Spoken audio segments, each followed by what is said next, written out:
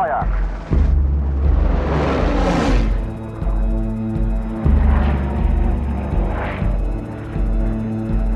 Blue section only. While the public takes shelter, our fighter pilots take off to destroy the enemy. We shot down a lot of them. They always outnumbered us. And I can tell you that the war gases were simply horrible. Horrible. I'll never forget the horrible smell of these gas masks. The Battle of France is over. The Battle of Britain is about to begin. Unless a method could be found of detecting the approach of an aircraft, Britain would lose the next war. The smell of cartridges going through the cordon, going through the cockpit at 20,000 feet is not pleasant. Because it fell to me to write to the parents of the pilots we lost. And it makes you grow up very quickly.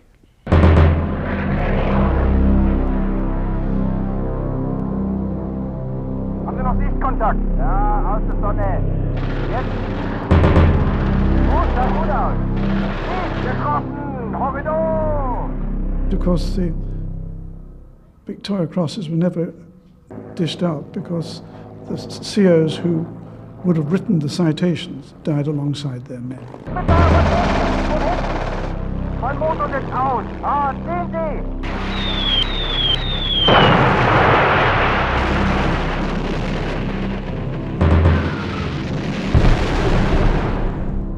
The rise of the Nazi Party in Germany gave Britain, and France for that matter, a lot of problems.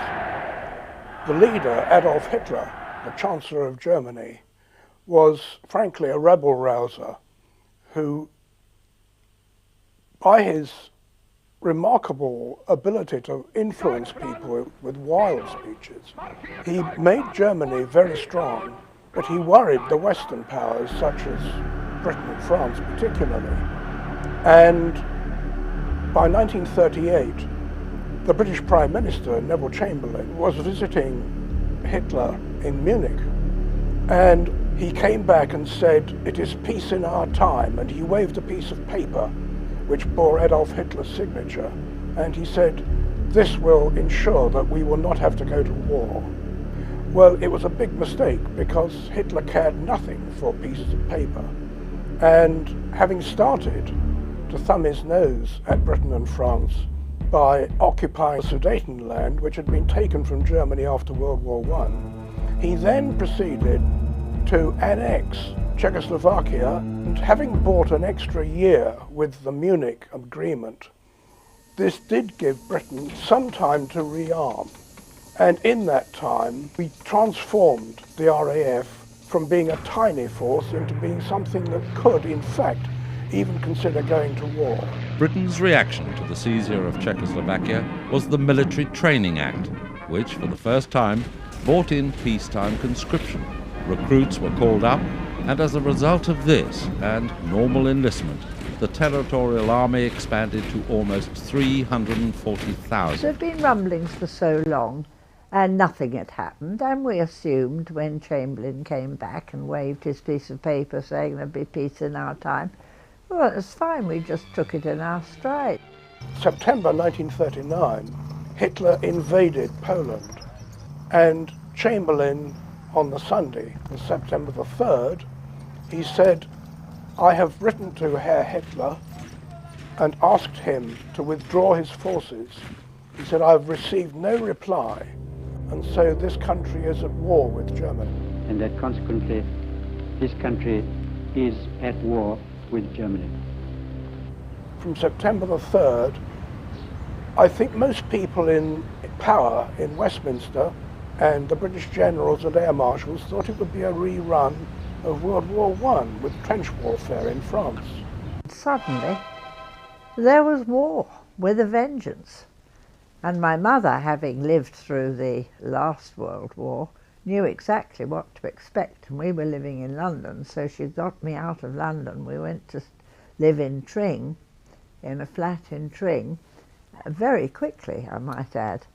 And then my boyfriend, who was an Air Force officer, stationed at Church Fenton, he rang and wanted to see me. I went off on the Wednesday morning and got down to the station, and just as I was standing on the platform to catch the train to London, the air raid siren went.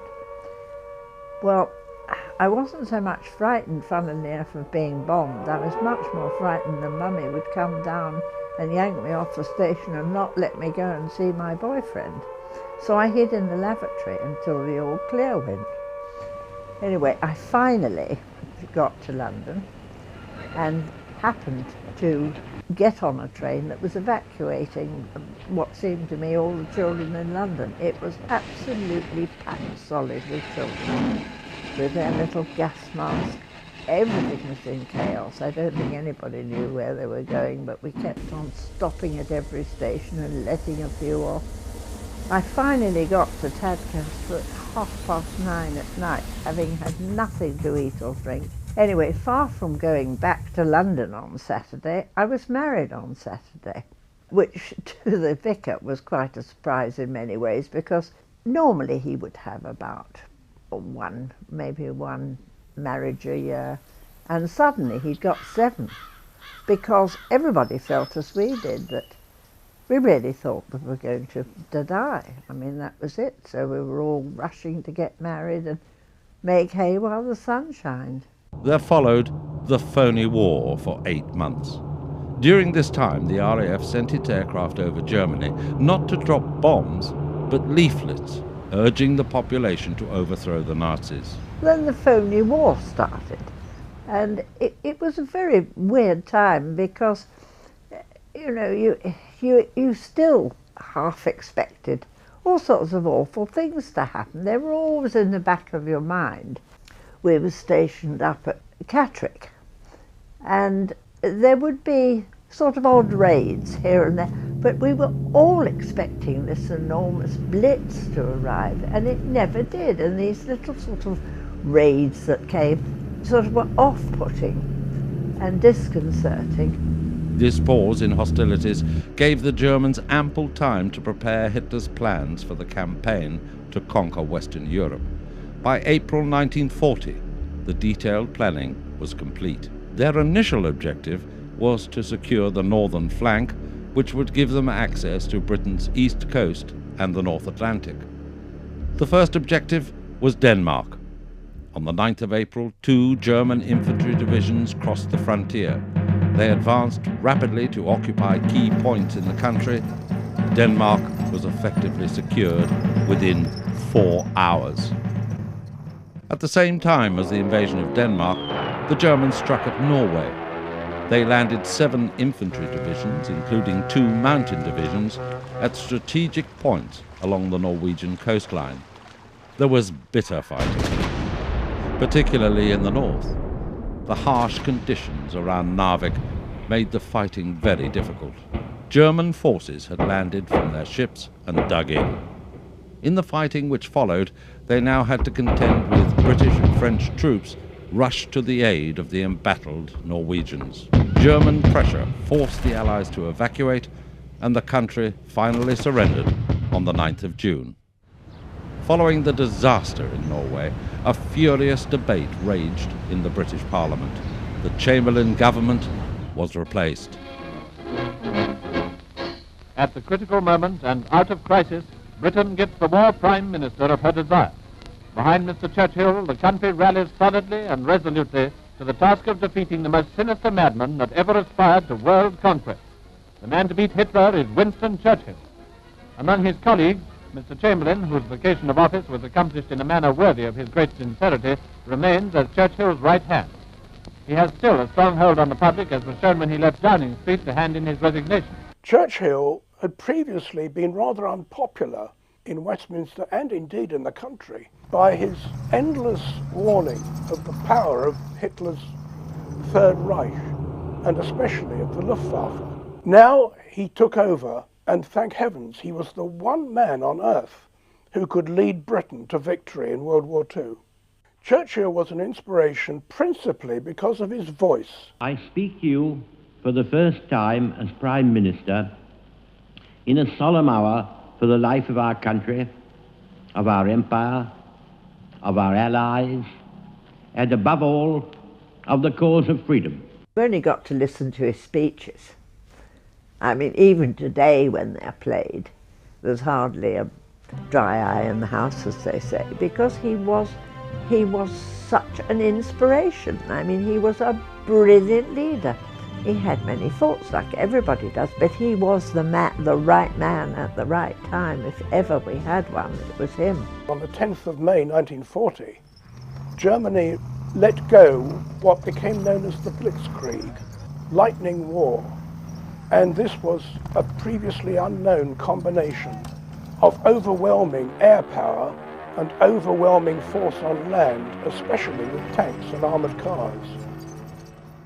The Blitzkrieg struck in the Low Countries. 77 divisions poured into the Netherlands and Belgium and Luxembourg. As the German armies swept west, the new British Prime Minister Winston Churchill spoke to an anxious nation. A tremendous battle is raging in France and Flanders.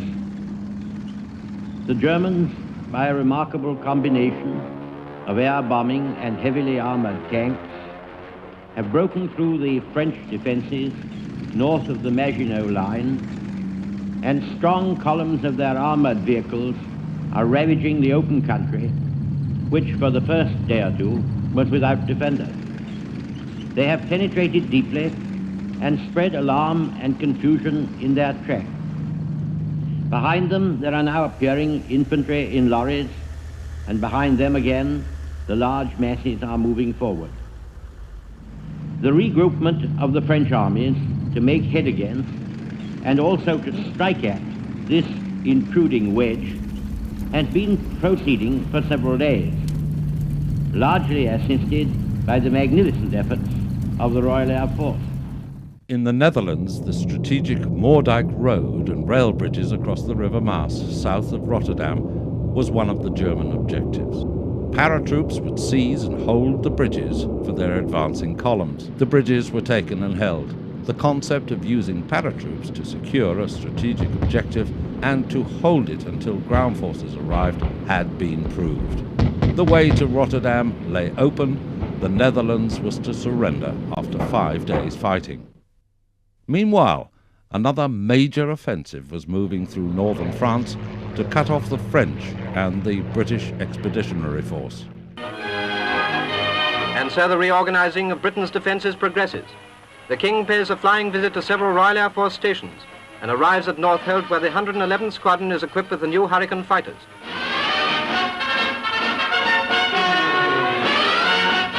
He walks along the line of these amazing machines, which have put up terrific speeds recently in flights from Edinburgh, and mounts to inspect the exposed mechanism of one of them, with Squadron Leader Gillen in attendance. Naturally, the Hurricane is on the secret list, so the King is literally learning the secrets of the Royal Air Force. Then, standing on a rostrum with Air Chief Marshal Sir Guy Newell and Group Captain Orlibar of Snyder Trophy Femme, he sees the Hurricanes dive past him. This is the first time you have seen the Hurricanes in flight. Take a good look at them, for they represent a big factor in the world's estimation of British might. At that time, the RAF was divided between the Home Air Force and the Advanced Air Striking Force and British Expeditionary Force in France. The fighting in France and Belgium and Holland was so catastrophic to the RAF that at the end of May and in early June, we had lost 944 aircraft, including 356 Hurricanes and 67 Spitfires. Lord Dowding desperately asked Prime Minister Churchill, please don't send any more squadrons to France. I need them to defend Britain. There were a few successes for the Home Air Force. Any claims, Johnny? 109 destroyed, Freddie, yes. Oh, good show. Whereabouts is this? Just inside Dunkirk, about 30,000 feet. Got a cigarette? Sure. What's the story? Well, we were bounced from the sun by 4 5109s. After a bit of a shambles, I got on the tail of one, and I saw his engine on fire and large pieces from the main plane. Well, that seems one confirmed anyway. Thanks, pal. We shot down a lot of them. They always outnumbered us. We were never overawed by them, but we were outnumbered. And that is the difference. We were a very fine bunch of pilots. In my squadron alone, we lost 14 of the best chaps I've ever known. The Air Force that took part in that Battle of France know it to be the rehearsal for the Battle of Britain which followed. Heinz Guderian's armour was now driving for the Channel coast, brushing aside French counterattacks. It looked as if those French and British troops to the north would be trapped and annihilated. Thousands of British and French prisoners of war had fallen into German hands. Very soon, by 20 days had gone by, they were at the Channel ports, and the British Expeditionary Force was at Dunkirk, surrounded by German tanks and artillery, and it was an absolute crisis. All their motor transports, artillery and armour had to be abandoned. Huge amounts of kit fell into German hands. This equipment could be replaced, but the men could not. In total, the little ships and destroyers managed to rescue a staggering 338,000 Allied troops, including 113,000 Frenchmen from the beaches. The German panzers sat overlooking the English Channel. What would happen next? Britain had almost no defences except Fighter Command and the Royal Navy. The Army was a shattered remnant which had lost most of its armour in France, and indeed even its small arms. Despite suffering some losses off Norway and France, Britain's Royal Navy was still largely intact. Orders were sent out to bring back a number of the Navy's far-flung warships for the defence of Britain itself. Meanwhile, mine layers were busy laying substantial minefields, particularly in the North Sea, to block any German invasion force sent against Britain's relatively defenceless shores. Floating boom defences were positioned across harbour mouths and river estuaries. Civilians could no longer enjoy many of the seaside resorts. Beach defences sprang up in their place. Anti-invasion training became a priority. The coastal batteries were in action with practice shoots.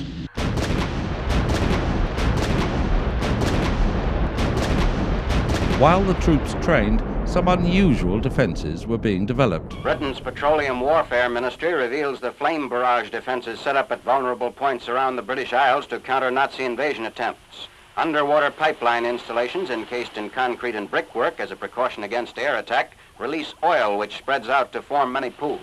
Electrically released sodium creates spontaneous combustion, igniting the gasoline. The objective is to form a solid wall of flame.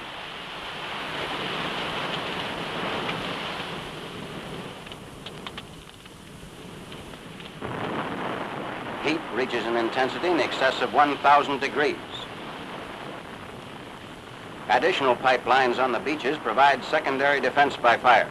The British planned this operation as a last-ditch stand against Nazi attack while making practical use of vast oil stocks to prevent their seizure should an invasion succeed.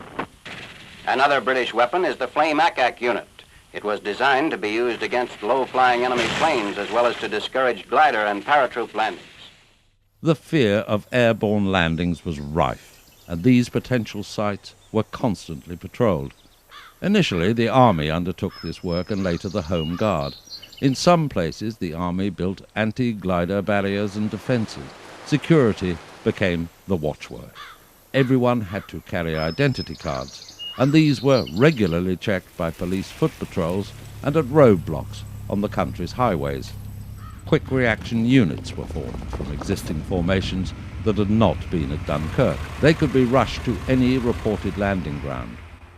New recruits and conscripts began to flow into army units to replace the formations decimated on the continent.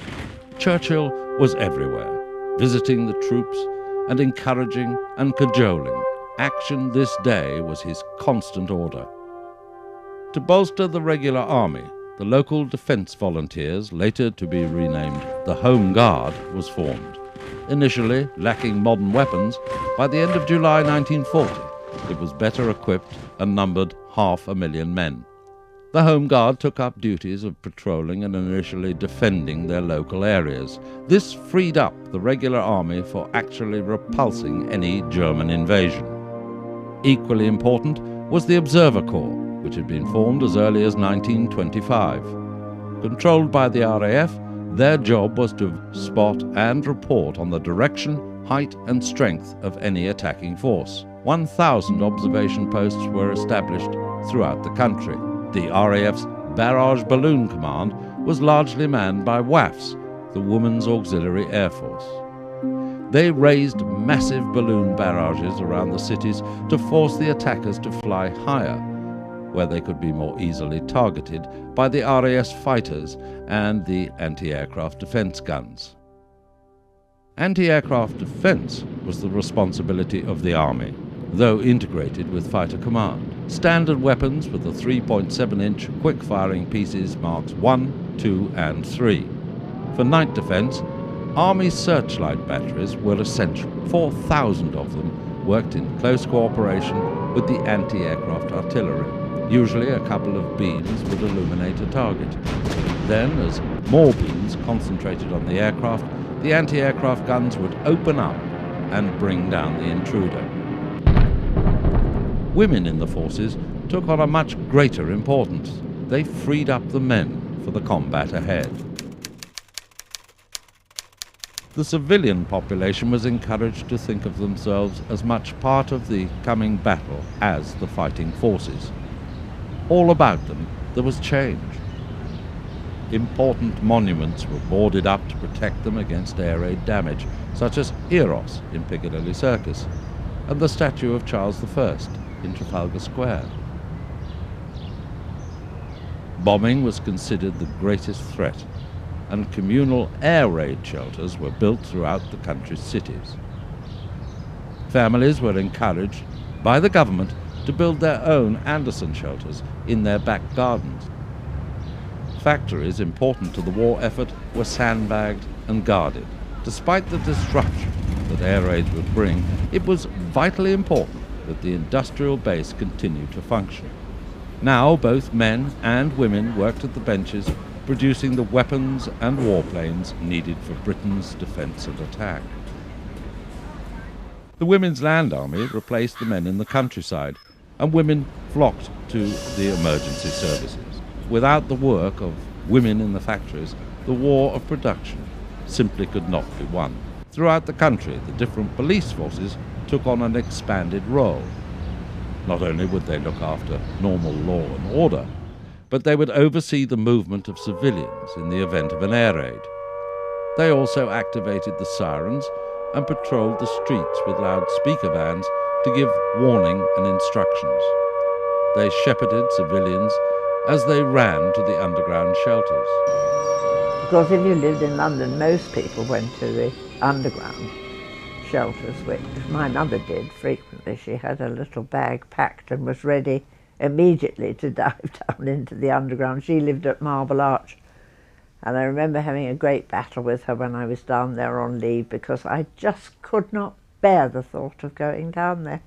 And I would prefer to get into bed and cover my head up with blankets and hope for the best, because I couldn't bear to go down there. But most people did, and would go down there every night, whether there was a warning or not. As dusk fell, in every home, blackout precautions came into operation. Not a chink of light would provide an attacker with a target. The police were supported by a network of local volunteer air raid wardens. Their job was to enforce the blackout and generally look after civilians in their area, many of whom they knew personally. Because they patrolled their area during an air raid, their job was not without risk. Many people refused to leave their homes and take refuge in a public shelter.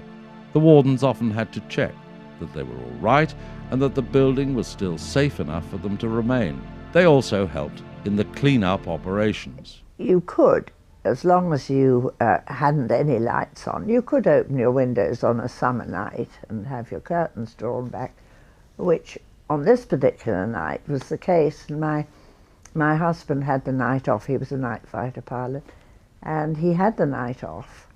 And we were asleep in bed, and we had the bedroom window open and the curtains drawn back. And I was wakened by this unmistakable sound of a German bomber. And they did. The engines had as if they were out of sync, and they were quite distinctive. And being an air raid warden, you had to be able to recognize these things. So I woke him up and I said, "Ted, I'm sure that's a German bomber. Don't be ridiculous, go to sleep." And I thought, okay, I'm not going to argue. 2 or 3 minutes later, I know that's a German bomber, so I woke him again, and I woke him for the 3rd time. And this time he decided to get out of bed, turn the light on, and go and stand at the window. And I immediately turned the light out, of course. As he was standing at the window, bang, bang, bang. They were bombing down the runway at Catterick Airport. The greatest risk was from unexploded bombs. The Germans often used delayed action timing mechanisms. Such an undetected bomb could explode with devastating results. The emergency services, both medical and fire, were always ready to be called out. First aid posts for bomb victims were soon established. Early in 1939, fire services were authorised to start recruiting men and women to take part in the auxiliary fire service, and they were engaged and given a uniform, but not paid, on the understanding that should hostilities break out, they would come on full-time and would be required to serve as members of the fire service. Well, one of my jobs was to teach the auxiliary firemen about war gases. And it was thought at that time that it was very, very likely that the Germans would use poison gas in the early stages. And so we had to give our auxiliary firemen special training in war gases and teach them how to use their respirators and the rest of it. And I can tell you that the war gases were simply horrible. Horrible. The thought of a gas attack, and I can remember my father telling me about gas attacks in the First World War, and they really do strike fear in the heart of everybody. I mean, it is the most horrible, horrible weapon that you can have, I think. We just did not know, so one always had to be ready. Consequently, I mean, you just were never without your gas mask. A number of public shelters were built that could be sealed against gas.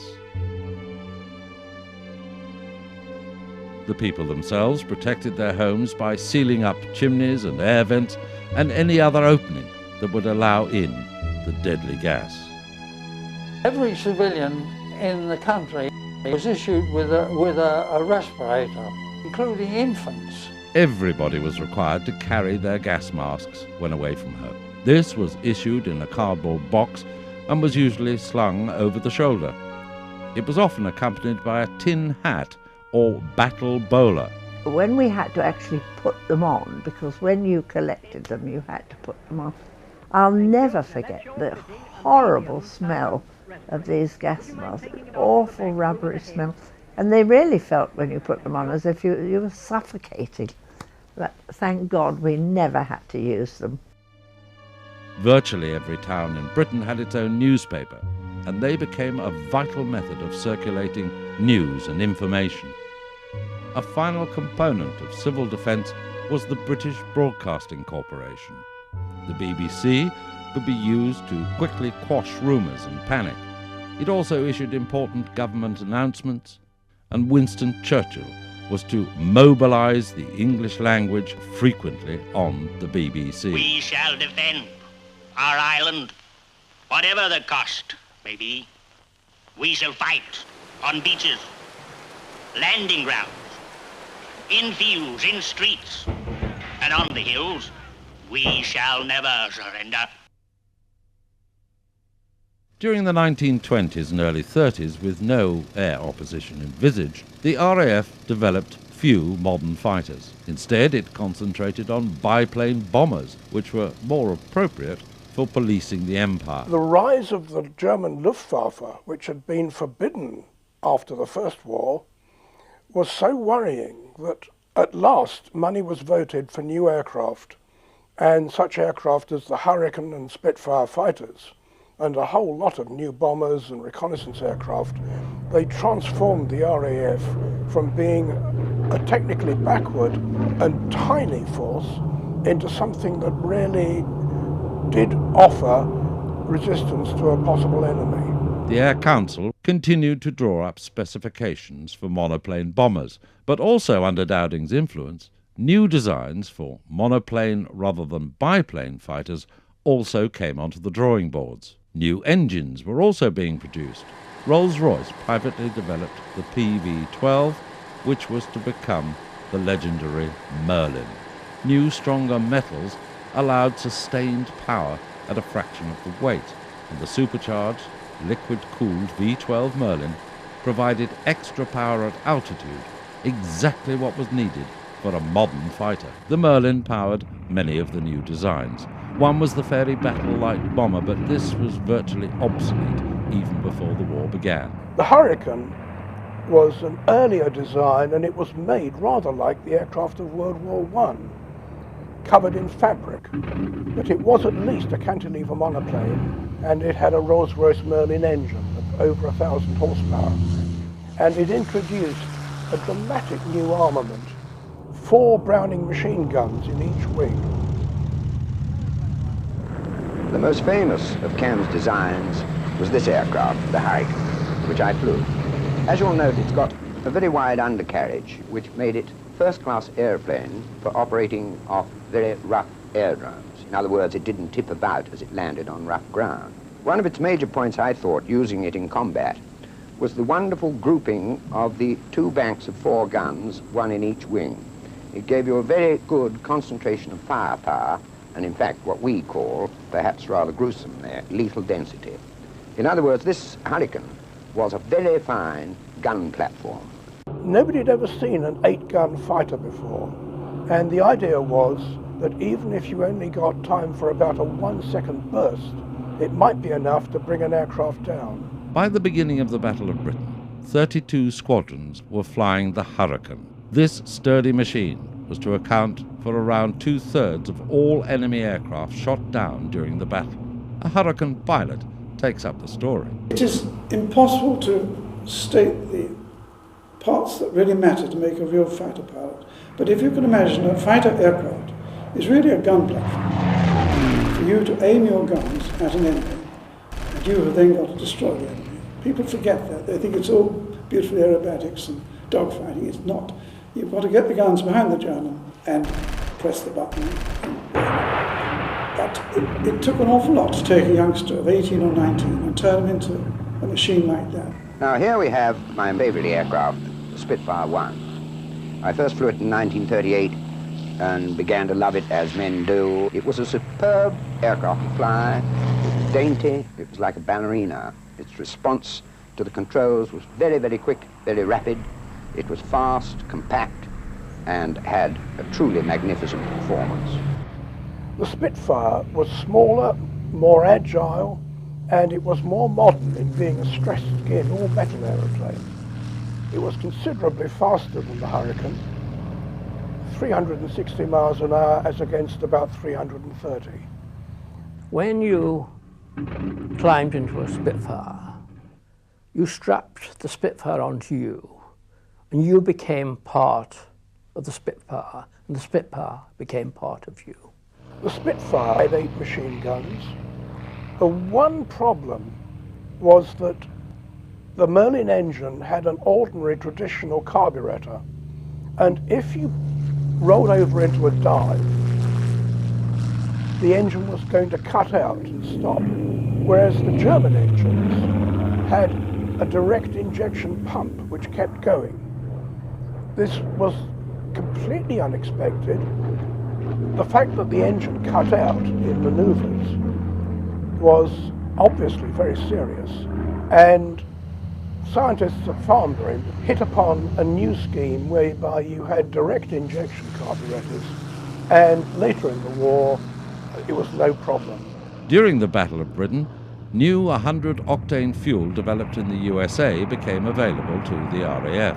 Another problem at the beginning of the war was that the British fighters had crude carved wooden propellers of fixed pitch. Now the pitch of the propeller determines how fast the aircraft can fly. Now the Germans had variable pitch. You could take off in what's called fine pitch, and as you climbed and got faster, you went to coarse pitch. The British fighters started the war with these crude carved wooden propellers, and this really was a serious fault.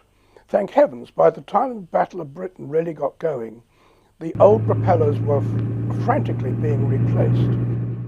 The queen of all the Luftwaffe's fighters was the Messerschmitt Bf 109. First flown in 1935, it had a top speed faster than that of the Hurricane and was similar in speed to the Spitfire. The 109 was powered by a reliable Daimler-Benz inverted V12 liquid-cooled engine which had fuel injection and was armed with 2 cannon as well as 2 forward-firing machine guns during the battle. Its limited endurance time over England proved a major disadvantage for the type. At the beginning of the Battle of Britain, Fighter Command had about 100 Bristol Blenheim fighters. Though it was a fairly heavily armed machine, in earlier fighting as a light bomber, the twin-engined Blenheim had proved very vulnerable to the Germans' single-engined fighters. It was therefore rapidly relegated to night fighter missions. One of the fighters, the Bolton 4 Defiant, a 2-seater with a gun turret, was a big mistake. It had previously been thought that having the 4 Browning machine guns in a turret would make it a very lethal weapon against bombers. But when the Messerschmitts learned that there was no forward-firing armament, they attacked the Defiants from underneath and from head-on, and in fact the Defiant was withdrawn from the battle. Hitler wasn't interested in strategy, he was only interested in tactical air power to support the great German armies. So all his bombers were twin-engine. The biggest and heaviest was the Heinkel 111. This had been designed as a mail plane. It had a remarkably broad wing. Although the span was only just over 74 feet, there was nearly 1,000 square feet of that wing, and that could lift pretty heavy bomb load. It had either Daimler-Benz or Junkers Umo engines, and a crew of 3, 4, or usually 5. The Dornier DO-17, previously known as the Flying Pencil because it had a very slim fuselage, this was the smallest and lightest. It was an effective, neat, nice to fly, quite fast.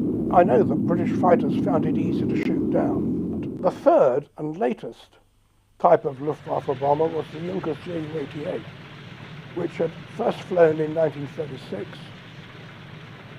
and it was by far the fastest and most agile. And basically, it was one of the 2 great aircraft of the war. I think the Luftwaffe didn't realize at the start what a great aeroplane the 88 was. Later, they built over 15,000 of them, half of them as night fighters. In 1940, the Ju-88s were all bombers, and they were certainly the most difficult to shoot down. They were fast and agile. The Junkers Ju-87 was the Luftwaffe's premier dive bomber and ground attack aircraft. Carrying a pilot and a rear gunner, the Stuka was powered by a single Jumo engine, giving it a top speed of over 230 miles an hour. Range was in excess of 370 miles. Stuka wasn't a much feared weapon. Screaming almost vertically down, making a horrible noise from sirens attached to the landing gear, they dropped heavy bombs with great accuracy on point targets, such as fortresses or bridges, railway stations.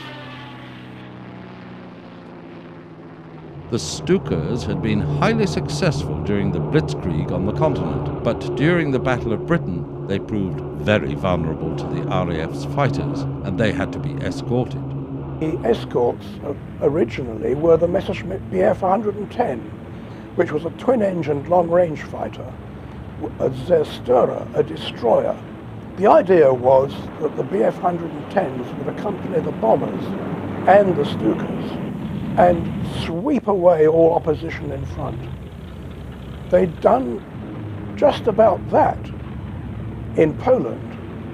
They had almost done as well over the Low Countries and France. But when they came up against the Spitfires and Hurricanes over southern England, the Bf 110 needed an escort itself. It couldn't turn and maneuver with the British fighters. And instead of being an effective escort, it was easy meat for the RAF.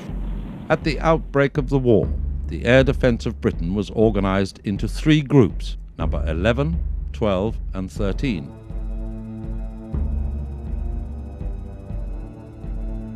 Air Marshal Sir Hugh Dowding had become head of Fighter Command when it was created in July 1936. The central control of the various fighter groups from Bentley Priory and Middlesex was essential in what was to become a defensive battle.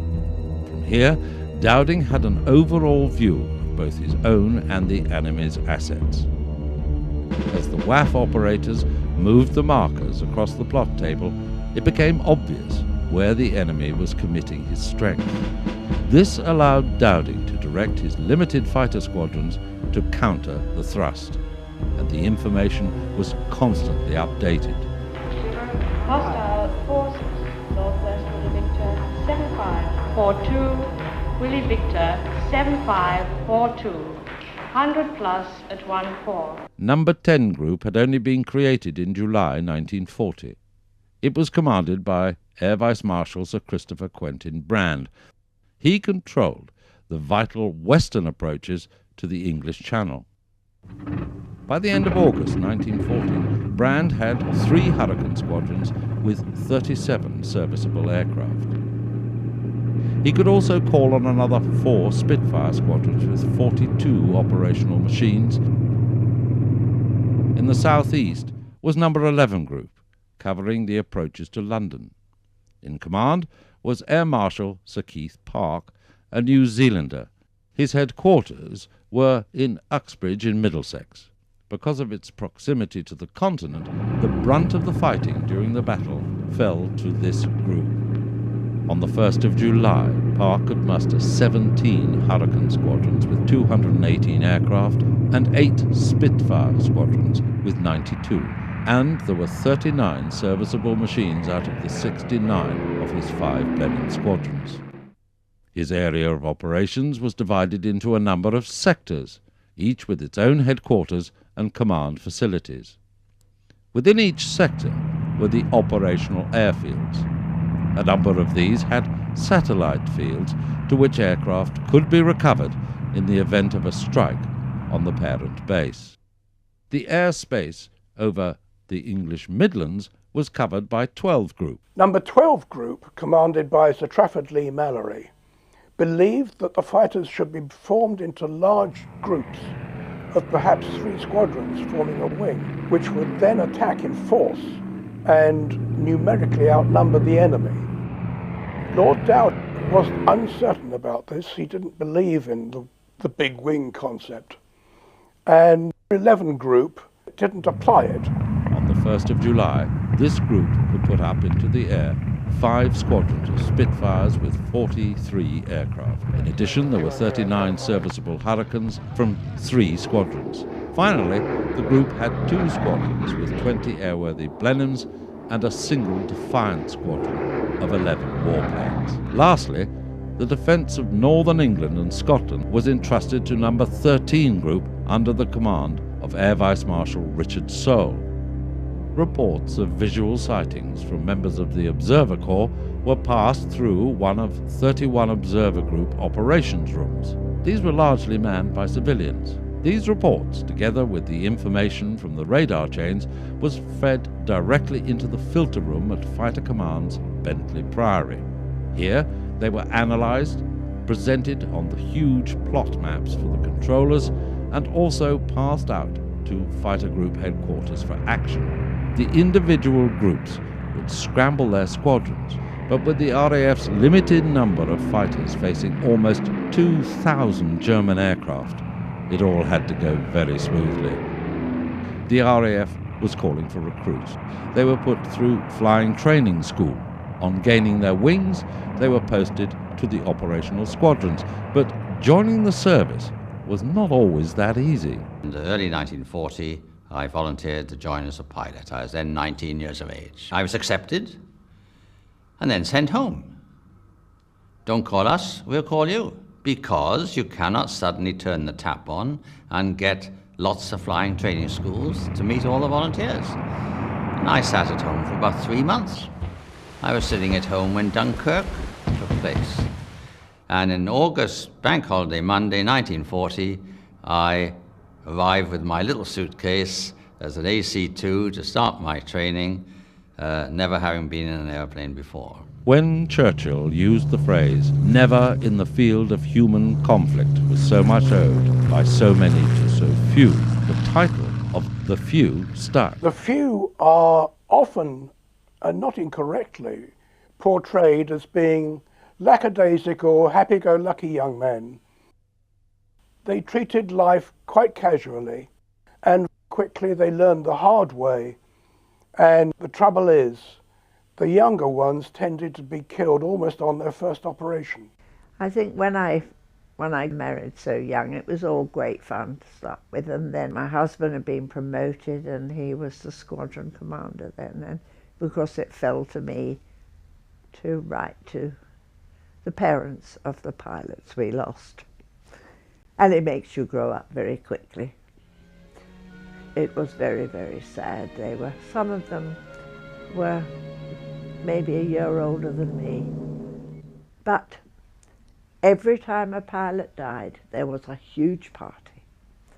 And that's the only way people can cope, or could cope. Quite soon, Fighter Command became a small number of experts and a larger number of young men who were unlikely to last very long. In contrast, the Luftwaffe had hundreds of so-called Experten who had flown hundreds of sorties in Spain and then over Poland, over France.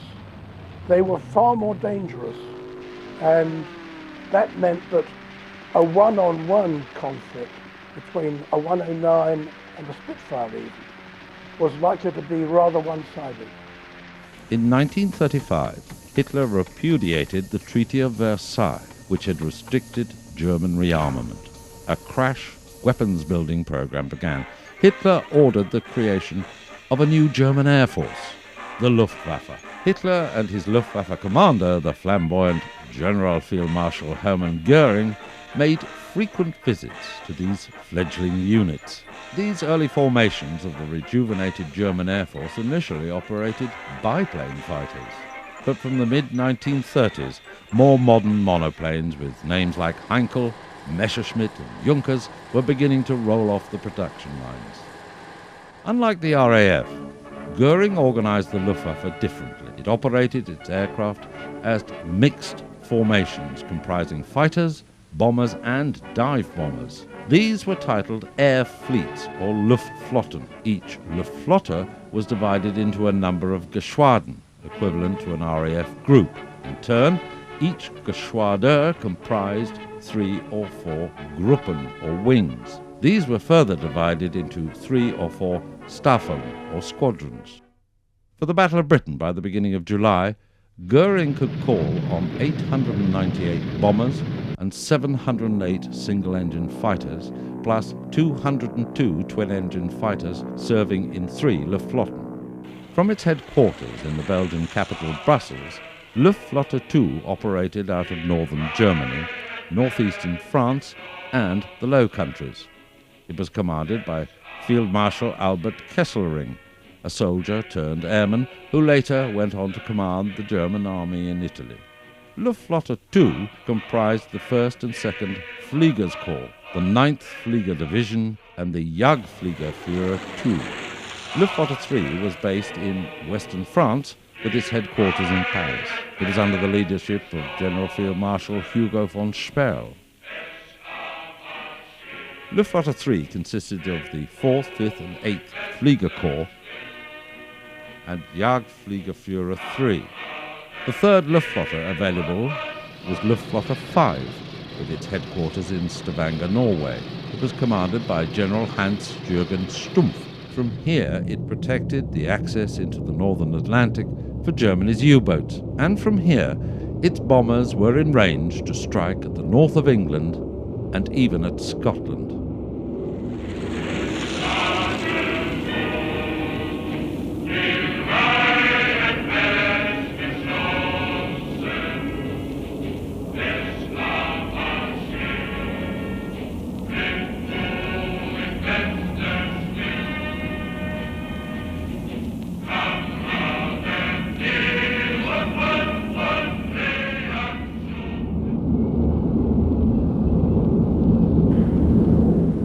Luftwaffe 2 flew only 2 Stuka units, while Luftwaffe 3 fielded 7. None served with Luftwaffe 5.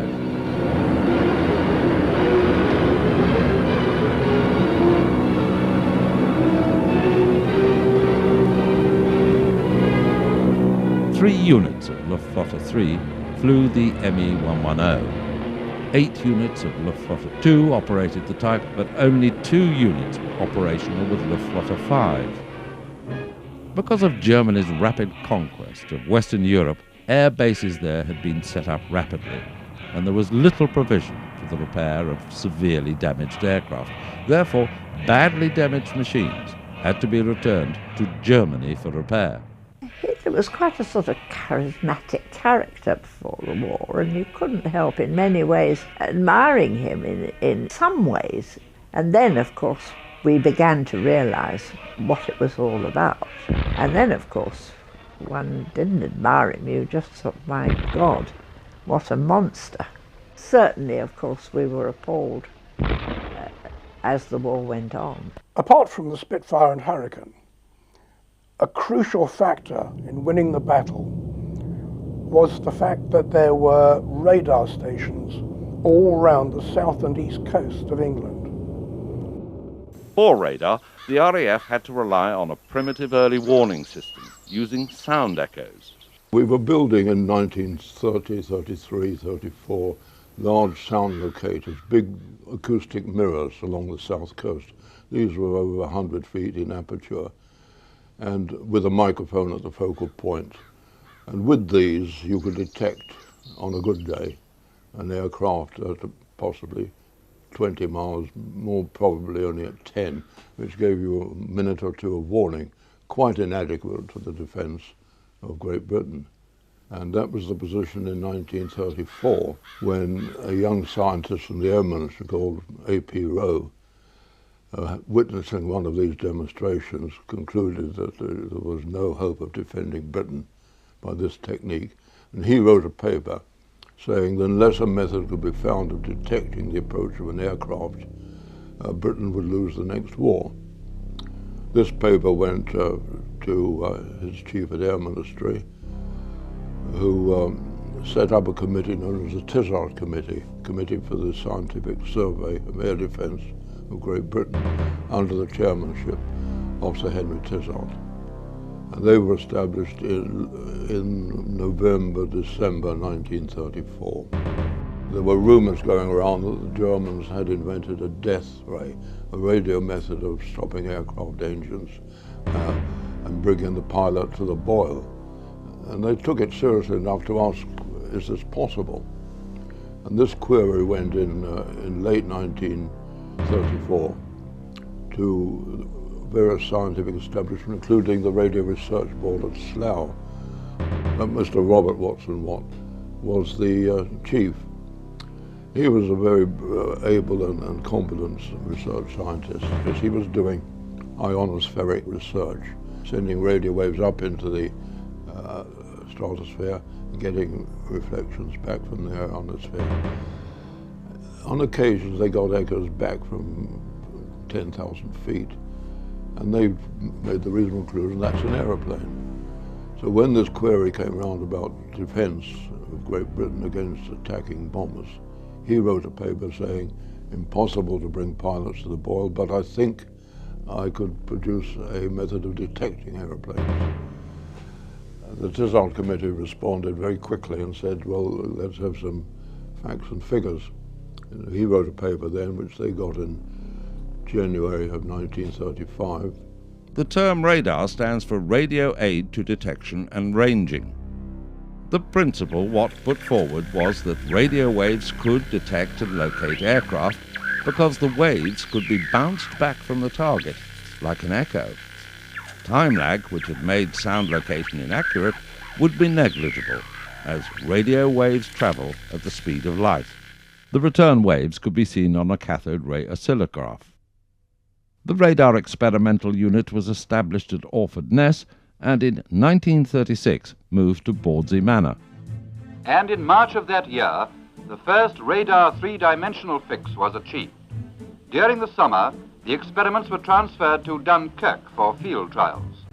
Radiated illumination from the transmitter was all round. The receiver equipment being one-man operated, giving by the throw of a switch, search, range, DF, and height successively. We radio locators need help. We want to produce ever more subtle devices.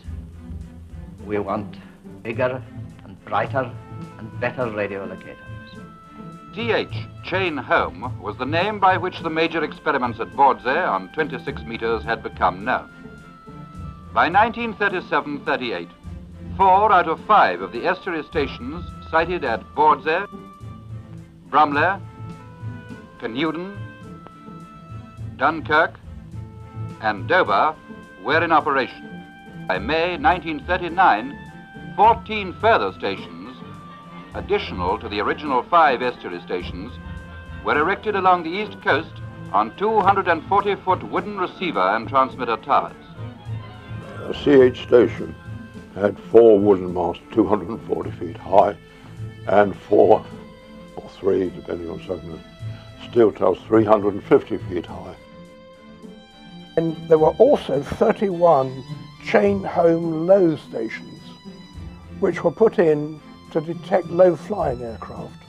The chain home stations could see big formations coming across the channel, but it couldn't detect aircraft that were hopping across the waves.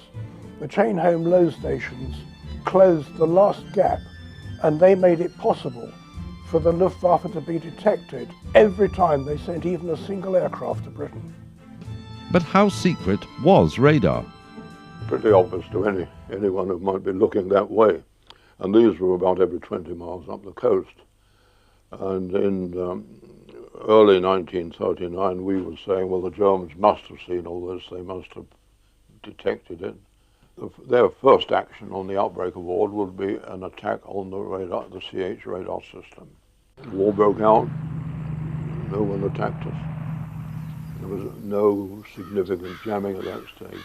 I joined the team in September 1938. Myself and a colleague called Geoffrey Roberts were given the task of putting the first filter table into fighter command in September of 1938. The filter room was designed and put together by Sir Edward Fennessy at the direction of Hugh Dowding, and was built at Bentley Priory in Middlesex.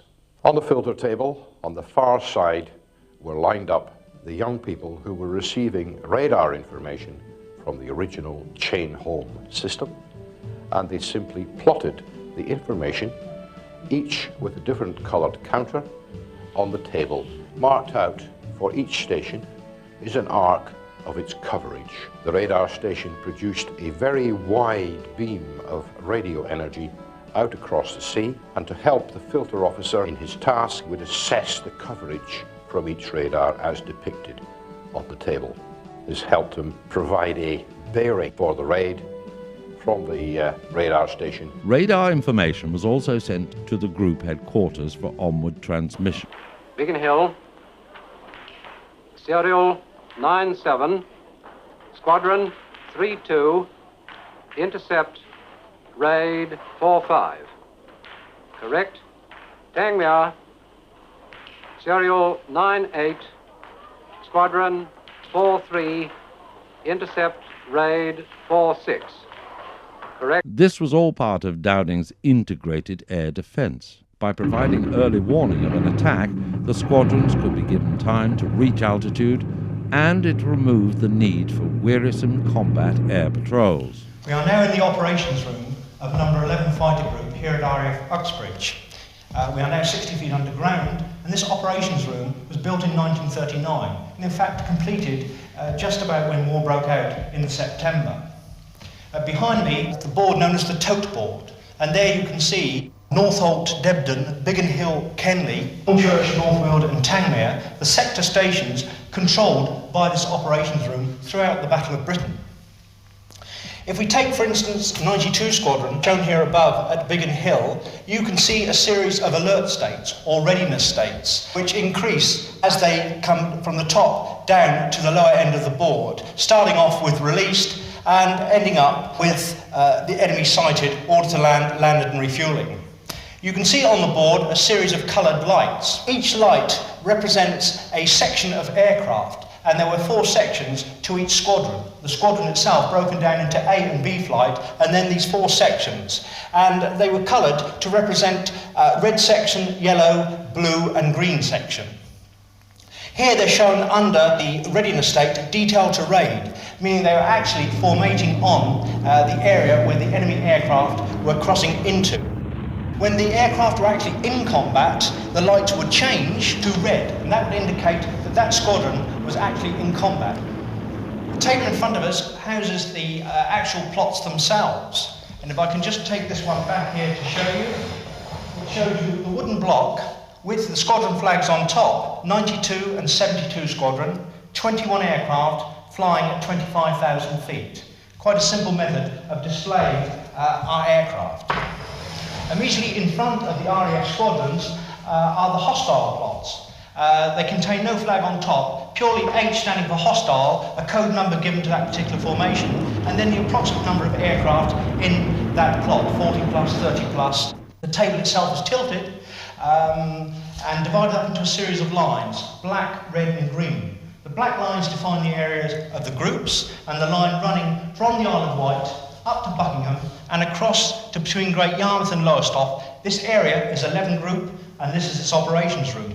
And you can see by its proximity to the continent, showing Belgium and France to the left of the board, why this group bore the brunt of the Battle of Britain. Approximately 35 people on duty, plotters around the table. To the rear on the dais would sit the supervisors and intelligence clerks. The centre cabin containing the air officer commanding, Air Marshal Park, when the battles were at their height. His controller, normally of wing commander rank. 2 or 3 flight lieutenants and a couple of senior NCOs to assist. The right-hand cabin containing observer corps and map tracers, and the left-hand cabin containing anti-aircraft command personnel and naval liaison officers. So down here we have the Army, Navy, Air Force and observer corps. Another factor which played a crucial role in the battle was IFF. This was hardly known to the general public. IFF, identification friend or foe, was a simple little electronic device which enabled the fighter controllers on the ground in the big sector stations to call up a fighter, and the fighter equipped with the IFF would send back a little tiny automatic signal. The pilot had to do nothing, and that meant that the plotters would move their counters about over a huge map of Kent and Sussex, and they would mark some of the plots as being British fighters, and the ones that didn't have IFF, they knew were German bombers. On the 30th of June, by which time the Germans were occupying the northern part of France, Goering issued an operational order for the forthcoming attack on Britain. This had not been considered previously There was no plan to invade, and suddenly they realized that Britain was almost defenseless. Hitler could see, for the first time, the possibility of an invasion of the British Isles. And on the 16th of July, Hitler gave an operational order for the preparation of an invasion force, a landing operation in Britain. This was frantically organized at the last minute because nobody had planned it beforehand. Hitler called it Operation Sea Lion. Reconnaissance was vitally important. For control of the Channel, they were particularly interested in the whereabouts of ships of the British Home Fleet. Aerial photos were compared against models to identify the warships. It was essential to gain air superiority over the Channel. The Luftwaffe, based in France, would strike at the RAF and its bases in southern England. Once the RAF was defeated, the way would be open for invasion. This would be spearheaded by the Fallschirmjäger, the paratroopers who proved their worth in Norway and the Low Countries. They would secure the landing zones in southern England. They would be accompanied and followed by the German assault gliders. The DFS-230s would be towed across the Channel, and once landed, each aircraft would disgorge 10 men. The Fallschirmjäger were to secure 3 bridgeheads. The first was to be between Portland and Southampton, the second between Portsmouth and Brighton, and the third between Bexhill and Ramsgate. Each bridgehead contained at least one airfield onto which would be landed airborne infantry. With the Luftwaffe controlling the skies overhead, rapid reinforcement of the paratroops would be possible while they waited for the seaborne invasion. Meanwhile, 3 German armies assembled for their initial seaborne invasion of England were preparing. Once the bridgeheads were secure, they would then sail. The 9th Army would depart from around Le Havre and Dieppe, and the 6th Army across the Straits of Dover. Shortly after, the 6th Army would sail from the Cherbourg Peninsula. The assault on the landing beaches would be made from requisitioned ships and barges, and from assault boats driven by a propeller oar. These would also be vital for river crossings later in the campaign. Once the landed armies had linked up with the airborne troops on the bridgeheads, these would be expanded to form 2 fronts. The first would drive north towards London, while the second raced to secure Bristol and cut off the West Country. The German assault would move rapidly, preventing the British from regrouping. Defence lines would be overwhelmed by sheer force of numbers. The British Army would be unable to resist the onslaught. And overhead, the Luftwaffe would reign supreme. And with new divisions pouring ashore through captured ports and with more airfields under their control, the Germans would move forward again. They would complete the encirclement of London and cut it off. Lead elements in the German thrust would be motorcycle troops, each 4th machine carrying an MG-34 machine gun. They had achieved outstanding successes in Poland, France and the Low Countries, but could not resist heavily supported infantry.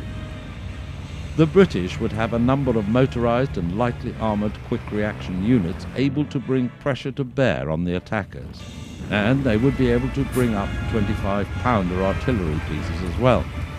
With German forces ravaging the south of England, Hitler would now expect the British government to sue for peace. If they didn't, he would simply take London. But first he had to defeat the RAF to make Sea Lion even a possibility. In reality, British Prime Minister Churchill warned of the dangers ahead. What General Weygand has called the Battle of France is over. The Battle of Britain is about to begin. Hitler knows that he will have to break us in this island or lose the war. Let us therefore brace ourselves to our duty, and so bear ourselves that if the British Empire and its Commonwealth last for 1,000 years, men will still say, this was their finest hour. Deutschland nicht gelebt, aber das, was heute vor uns steht, Hitler's threats of invasion were now real, and the Germans prepared meticulously. Large caliber railguns were installed on the Channel coast of France, and the weapons prepared for the onslaught to come. On the 10th of July, the Battle of Britain began. German long-range guns opened up across the Pas de Calais. As the nearest point in England to the continent, the port of Dover was a natural target. Fortunately, it was blessed with caves below the White Cliffs. These were quickly pressed into service as shelters for the civilian population. The guns continued to pound the defenceless Kent coast. Dover and the surrounding area gained the nickname of Hell's Corner. I can usually hear Jerry leaving the other side. We watch out for him. And as for the shells, well, we see a flash. Count 60. There she is. Later on the 10th, a new target presented itself to the German gunners. Hitler tries again. This time, his object is apparently to obtain command of the Straits of Dover by means of a big gun barrage from the French coast. You all know the story of the first shelling of a convoy in the Channel. Well, this is it, in movie-tone pictures. Those great splashes are made by shells fired from guns over 20 miles away. Shell after shell bursts around the ships, and destroyers escorting the convoy make a protective smoke screen.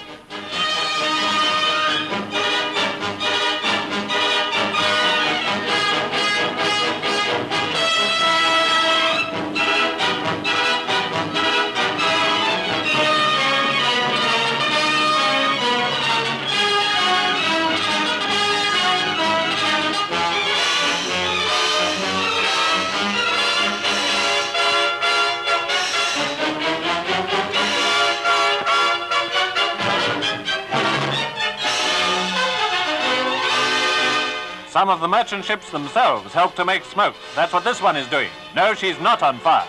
And smoke floats are dropped on the water.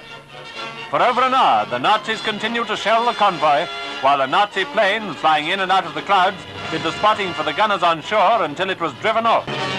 For over an hour, Hitler does his worst, but our merchantmen steam on, unharmed, unafraid. Not a single ship is hit, not a single life is lost, not an atom of damage is done.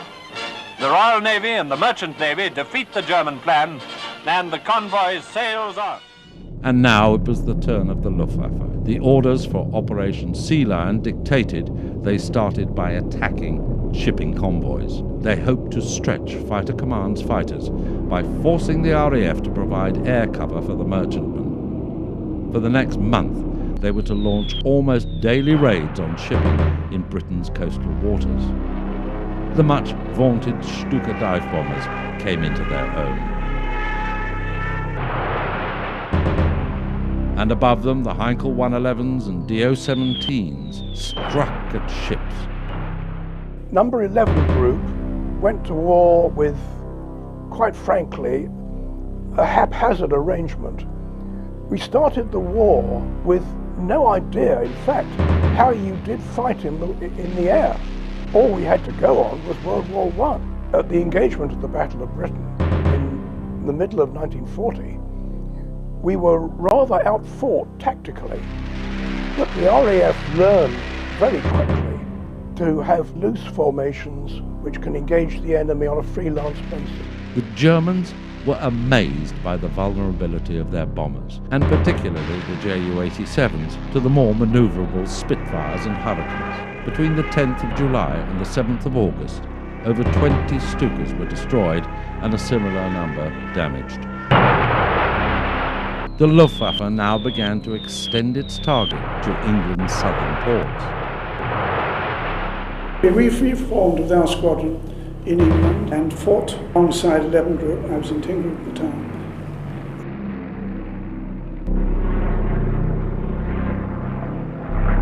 Jana, rechts voraus! Kontakt.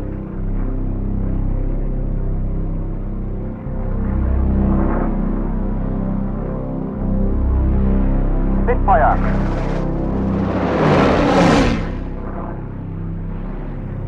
Gehen Sie in Schussposition. Okay, verstanden.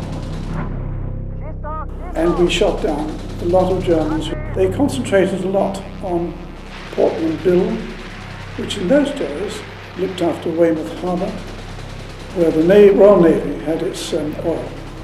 So it was a prime target for the Germans. The all-important supply convoys continued to arrive, though subjected to frequent air attacks. Overhead, the RAF struggled to protect them. By the end of July, Fighter Command had destroyed 270 enemy aircraft. On the 10th of August, Fighter Command had about 871 aircraft deployed in south of England, and the Luftwaffe had 3,200 aircraft in northern France. Scrapyards with the wreckage of German aircraft began to litter southern England. But it was not all one-sided, and many an RAF pilot had a lucky escape. It was a Messerschmitt attacked me, and 2 of its shells went through the lower longerons of the Hurricane, so I felt I was flying a saggy-baggy elephant sort of thing.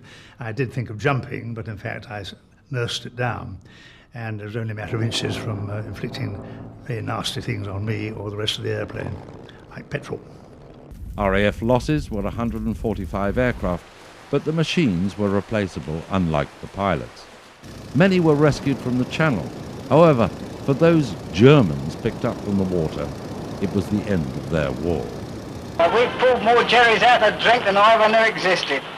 Fat ones, thin ones, small ones, you'd be surprised. We're getting proper fed up with it. Also, while we were at Catterick with this wonderful CO, my husband said to him one day, "Do you mind if Pam comes up and does the weather test with me?" which he did every night. And Batchy said no, he didn't mind, as long as the airmen didn't see me. So I had an Air Force Mac and trousers on, and I would drive out in a van to the edge of the runway, and I'd hop in the plane there. And on the third occasion, we just got out to sea, when suddenly, to my horror, there was a message on the RT, bandits advancing at such and such a. I thought, oh my God, what on earth do I do now? Because I was quite convinced that I was going to be shot down. And what do I say when they find me in the dinghy? Do I pretend that I'm a German spy and get shot? Or do I get my husband into trouble? I think that was the worst 5 minutes of my life. Of course, fortunately, we didn't get shot down. But I didn't go and do the weather test anymore after that. As the battle intensified over the Channel, Hitler and Goering met. Hitler had just ordered the final preparations for the invasion of Britain. The RAF had to be neutralised, and therefore orders were now given to attack the airfields in southern England. The Luftwaffe switched its attack to airfields. Now, this could have won them the battle. There weren't very many important airfields. Fortunately, the Luftwaffe were not sure which were the important airfields, and they went for a large number where there were no fighters. Eagle Day was set for the 10th of August. This was to be the start of the major campaign to wear down the RAF preparatory to the invasion. Goering boasted that it would take 4 days to destroy Fighter Command. In preparation for Arg-la-Tag on the 12th of August, a series of attacks were launched against the forward airfields of Manston, Lymm and Hawkinge. The Heinkel 111s released their bombs with their characteristic tail wobble over the airfields. This was the first time that the Luftwaffe had struck at the RAF's ground organisation. All the airfields were serviceable by the next morning.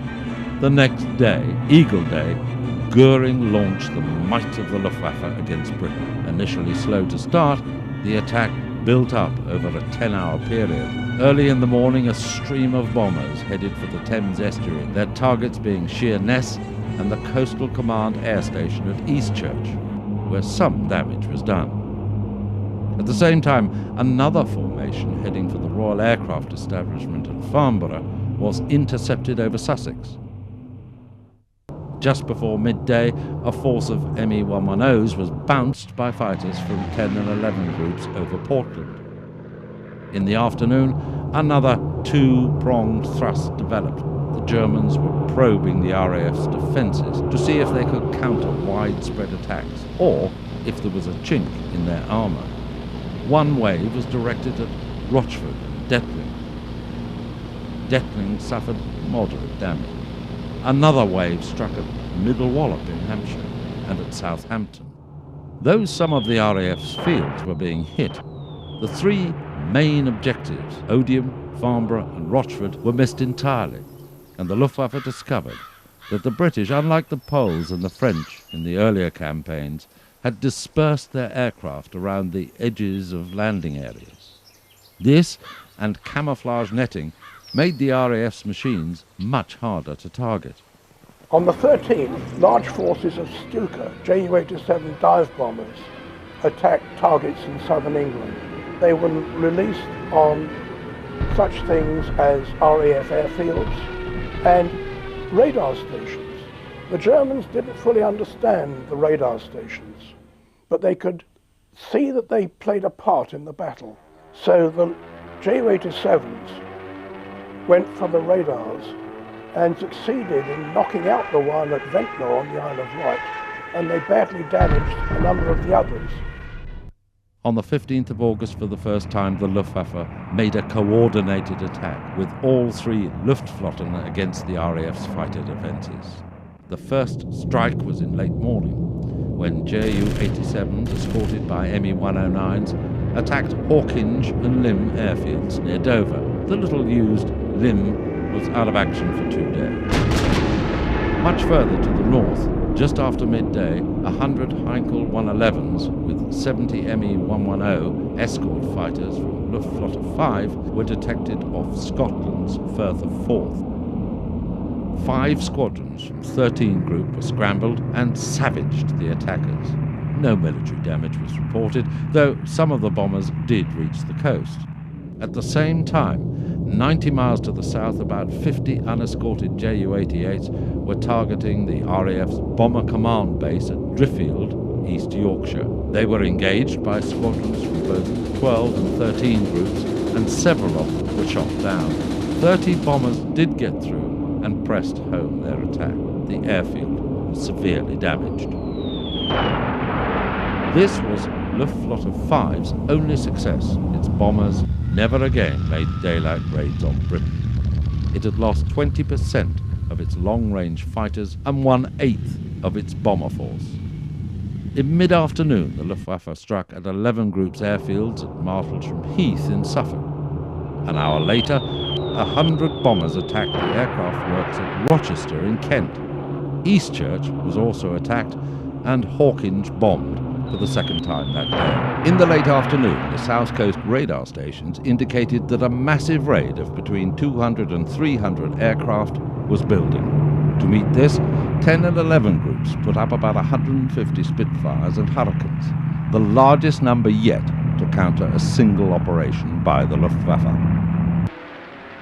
A massive engagement took place over Portland and Portsmouth, and the pilots were taking inspiration from the advice of their commanders. We had all along had this wonderful man, Air Marshal Keith Park. He had told us, always go for the Germans and try and get their leaders if you can. So we always went for the leading formation of the Germans and tried to destroy them whenever possible. 11 Group's fighters were coming home to refuel and rearm after 2 or 3 sorties that day.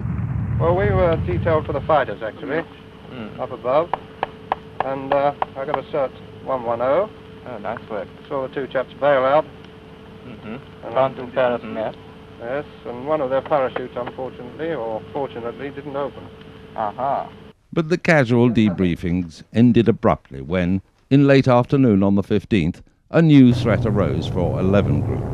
Raids on West Malling and Croydon had to be met. A number of intruders were shot down. West Malling was put out of action for 2 days. At Croydon, 2 aircraft factories were badly damaged. August the 15th had been a day of hard fighting. The Luftwaffe had flown over 2,000 sorties for the loss of 75 aircraft. During the daytime, the RAF flew 974 sorties and had lost 34 fighters, but no serious gaps had appeared in the defence. It really was a very, very worrying time altogether. The great thing, of course, in the war is to keep your troops happy. So in we all go into the mess, very much the worse for wear, where the dear WAFs had laid up all the breakfast tables for their pilots coming off duty, with big bowls of cornflakes on all the tables and mats on the table. Of course, the first thing the boys did, the second they go into that, they get the bowl of cornflakes and they're distributing them like rose petals all over them, all over the floor. Poor WAFs were standing there pulling their hair out. The mats went whizzing across the room. It became a mat fight. Then it was followed by some bright spark who decided to bring his motorbike into the mess. So we had ground cornflakes all over the floor for his motorbike and mashed them all up, and mats everywhere. It was quite horrendous. However, everybody had a very jolly time except the WAFs. August the 16th, the Luftwaffe put in another massive effort to crack fighter command. In the morning, a small raid put Westmoreland out of action for yet another 4 days. Just after midday, another wave of 300 aircraft swept in. Only a furious defence prevented one attack from reaching Hornchurch. Farther west, Stuka dive bombers made a devastating attack on Tangmere. Every hangar on the base was damaged. Other attacks that morning struck the naval air stations Lyon-Solent and Gosport. It was during this fighting that Flight Lieutenant James Nicholson of 249 Squadron delayed bailing out of his burning Hurricane until he had finished off a Messerschmitt 110. He was the only member of Fighter Command to be awarded the Victoria Cross. Because the Victoria Crosses were never dished out because the COs who would have written the citations died alongside their men. It's a side of the war which has never been published properly. 3 more raids were launched over Kent and Sussex. These were largely intercepted. 2 lone Ju-88s, however, destroyed 48 aircraft on the ground at Bryce Norton. It's amazing what pilots will get up to. They were still paying off a mess bill because one night they all got really horrendously drunk and decided that they were going to break up all the furniture in the mess, and they were going to make it so small that it passed under the door into the hall. And believe you me, it took them all night, but they did it. They broke every bit of furniture so small that it would go under the door. On the 17th of August, the RAF could almost relax, because after their major exertions of the previous 2 days, the Luftwaffe had paused to recover. But they were back in the early afternoon of the 18th. Kenley, Biggin Hill, Hornchurch, North Weald, Debden. Will you warn your controller that this looks like yet another attack on airfields?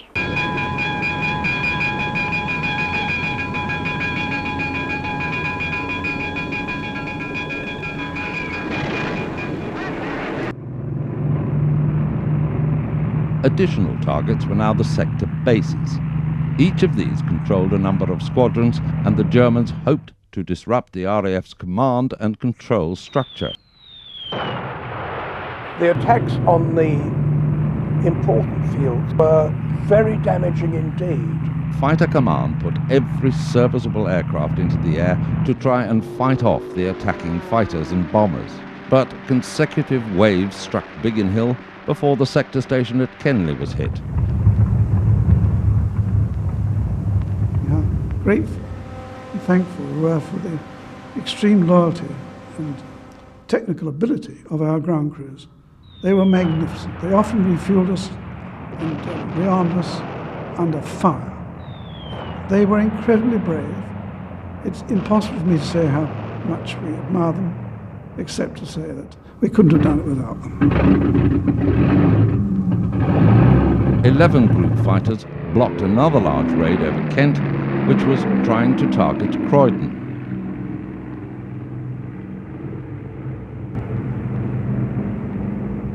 On the 18th of August, 16 Stukas were shot down, and they never again attacked southern England in force. The air battles of the 18th of August were savage, but not as intense as those of the preceding 2 days' fighting. The Luftwaffe's objective of destroying the sector stations continued. The tempo of the battle was increasing daily. You will realise all the way through the experienced boys being killed, and more youngsters were filling their gaps. So we older pilots found our roles changing, rather, became the old men of the squadron, and we found ourselves continually leading these youngsters into battle.